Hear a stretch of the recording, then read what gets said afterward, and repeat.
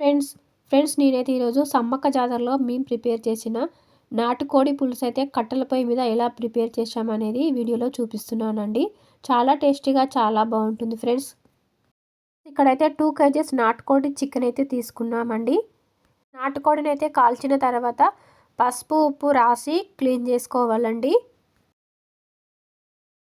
పొయ్యి మీద అయితే బౌల్ అయితే పెట్టుకొని ఆయిల్ అయితే యాడ్ చేసుకుంటున్నామండి. ఆయిల్ వేడైన తర్వాత మసాలాలు అయితే యాడ్ చేసుకోవాలండి. ఫ్రెండ్స్ నేను ఈ వీడియోలో మసాలాలు వేసుకున్న వీడియో అయితే మిస్ అయిపోయిందండి. మీకైతే ఏమేమి యాడ్ చేసుకున్నానో చెప్తాను. మసాలా అయితే వేసుకోవాలండి. దాల్చిన చెక్క, లవంగాలు, ఇలాచి, బిర్యానీ ఆకు, బండ పువ్వు వేసుకున్నాము. అలాగే పుదీనా కూడా వేసుకున్నాము అండి.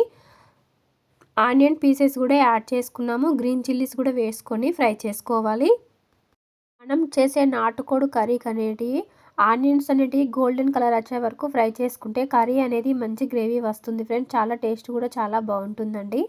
నాటుకోడి కర్రీ కాదండి, ఏ కర్రీ అయినా సరే కట్టెల పొయ్యి మీద చేసే కర్రీ చాలా టేస్టీగా చాలా బాగుంటుంది ఫ్రెండ్స్.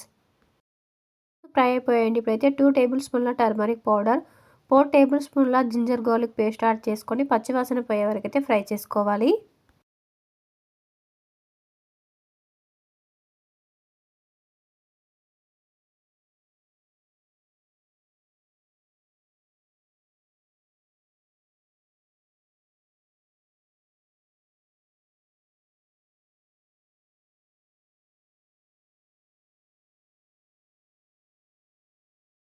ఇప్పుడైతే చికెన్ అయితే వేసుకోవాలండి. చికెన్ అంతా యాడ్ చేసుకున్న తర్వాత బాగా కలుపుకొని మూత పెట్టుకొని 5 to 6 మినిట్స్ అయితే కుక్ చేసుకోవాలి. మూత తీసుకొని ఒకసారి బాగా కలుపుకొని 2-3 మినిట్స్ అయితే కుక్ చేసుకోవాలండి.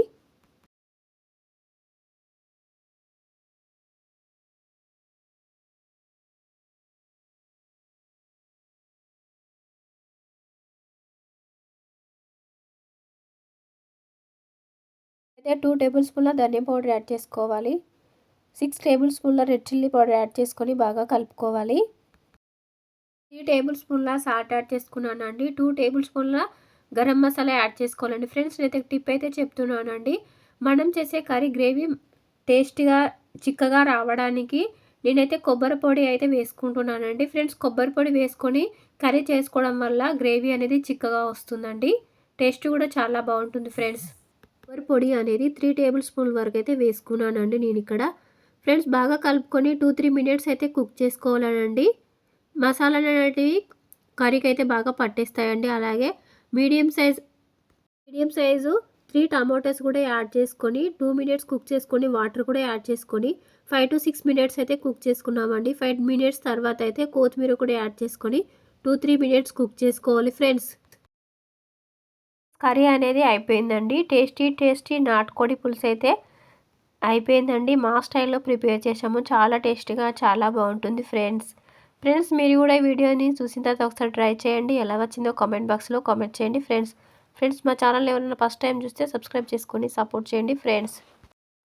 పీసెస్ అనేటివి చాలా పర్ఫెక్ట్గా కుక్ అయిపోయాయండి. కర్రీ మాత్రం చాలా టేస్టీగా చాలా బాగుందండి.